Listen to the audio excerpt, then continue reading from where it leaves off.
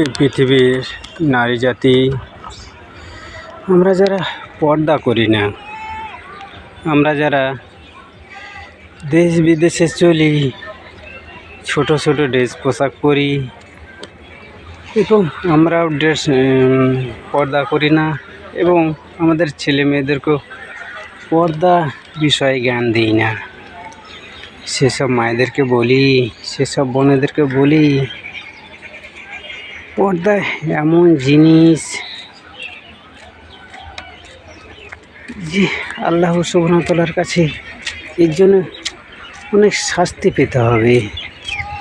তাই আমরা যারা পর্দা করি না, পর্দা না করার কাছ থেকে আমাদের অনেক শাস্তি গ্রহণ করতে হবে আল্লাহ সুবহানাহু ওয়া তাআলার কাছে। তাই আমরা যারা পর্দা